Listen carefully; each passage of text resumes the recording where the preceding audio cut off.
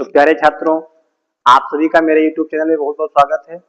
आज की इस वीडियो में आप लोग पढ़ने वाले हैं प्रतिरोधों का संयोजन। तो इसके पहले वीडियो में हमने आपको प्रतिरोधों का संयोजन जो है वो समांतर क्रम में पढ़ा दिया है। हमारे पास दो या दो से अधिक प्रतिरोध हैं और उनको श्रेणी क्रम में जोड़ना है। तो कैसे जोड़ते हैं, तो सबसे पहले ध्यान देंगे आप,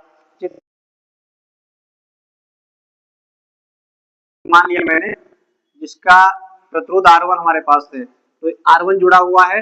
अब जो दूसरा प्रतिरोध होगा उसका पहला सिरा पहले प्रतिरोध के दूसरे सिरे पे जोड़ देंगे हम, यानी यहां से जोड़ देंगे। तो इस प्रकार से ये हमारा हो गया दूसरा, इसको हम लिखेंगे R2। इसके आगे अब दूसरे के अंतिम सिरे से तीसरे वाले का पहला सिरा जोड़ देंगे। इस प्रकार से हमारा ये तीसरा वाला लग गया।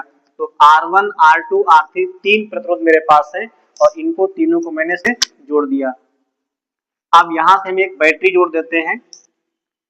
ये होगी बैटरी, ये प्लस सिरा हो गया और ये माइनस सिरा। जो ये लाइन बड़ी होती है इधर प्लस सिरा होता है, जो छोटी लाइन है वो माइनस सिरा होता है। फिर यहाँ अब जैसे ही कुंजी के को दबाएंगे परिपथ में धारा बहना शुरू हो जाएगी। तो मान लेते हैं कि आई धारा प्रवाहित होती है।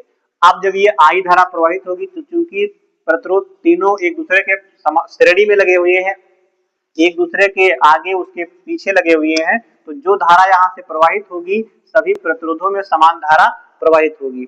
लेकिन सभी प्रतिरोधों के सिरों के बीच का जो वोल्टेज होगा वो अलग अलग हो जाएगा।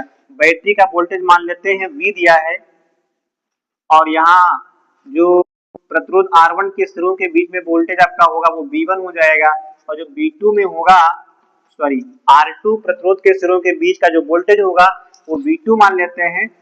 अब हमें लिखना है, तो लिखने में हम क्या लिखेंगे, माना R1, R2, R3 तीन प्रतिरोध V वोल्ट की बैटरी से एक दूसरे के साथ श्रेणी क्रम में जोड़े गए हैं। परिपथ में कुंजी के को दबाने पर धारा I प्रवाहित होने लगती है, जिससे प्रतिरोध R1, R2 और R3 के सिरों के बीच उत्पन्न विभवांतर क्रमशः V1, V2 और V3 है। V1, V2, V3 हमारा तीन भागों में डिवाइड हुआ है, वो बैटरी का ही वोल्टेज है तो V के बराबर होगा, अर्थात तीनों को हम इसके बराबर कर देंगे V के और बस हमारा डेरिवेशन आ जाएगा। तो ओम के नियम से, ओम के नियम से प्रतिरोध R1 के सिरों के बीच, प्रतिरोध R1 के सिरों के बीच विभवांतर जो होगा हमारा ये V1 हो जाएगा। तो धारा I है, प्रतिरोध जो हमारा है वो R1 हो जाएगा। तो ये इक्वेशन हमारी फर्स्ट बन गई, समीकरण फर्स्ट होगी। इसी प्रकार प्रतिरोध R2 के सिरों के बीच निकाल देंगे। प्रतिरोध R2 के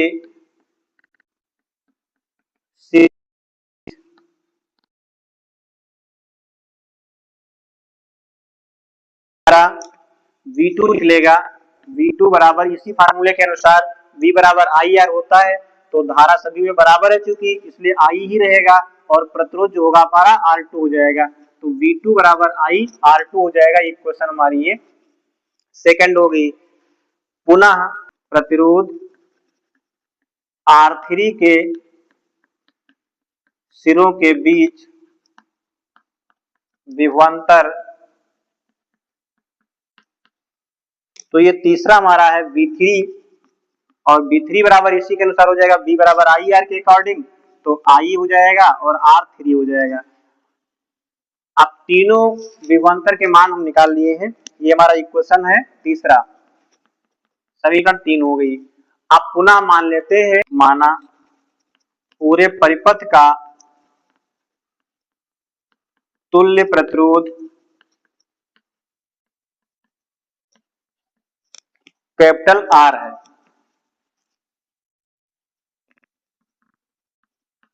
अतः पूरे परिपथ के लिए जैसे हमने निकाला है V1, V2, V3, तो वैसे ही पूरे परिपथ के लिए अगर हम निकालेंगे तो सपोज दैट तीनों प्रतिरोधों का टोटल प्रतिरोध हमारा कितना है, R है, और पूरे कितनी है, I है।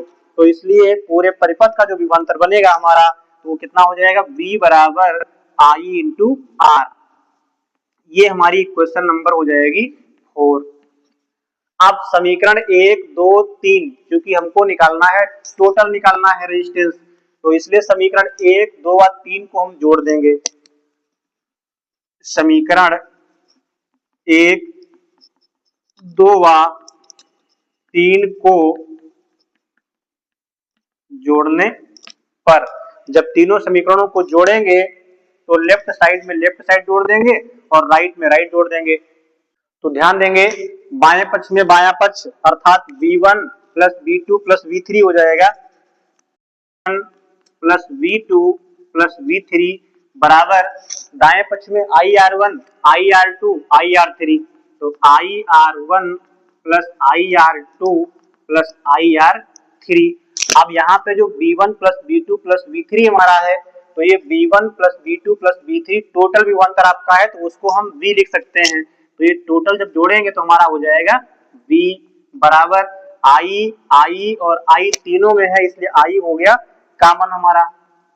फिर यहां से क्या बच जाएगा, तो R1 प्लस R2 और प्लस में R3 हो गया। इस प्रकार से हमारा B equal to I R1 plus R2 plus R3 आ गया।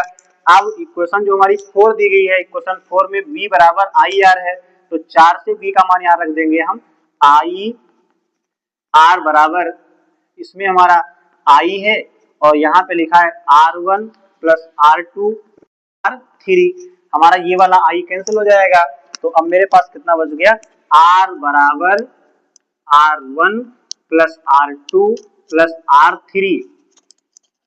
इस प्रकार से अगर 3 प्रतिरोध हमें दिए गए हैं और तीनों प्रतिरोध श्रेणी क्रम में जोड़े गए हैं, तो उनका टोटल प्रतिरोध जो होगा वो R बराबर R1 plus R2 plus R3 होगा।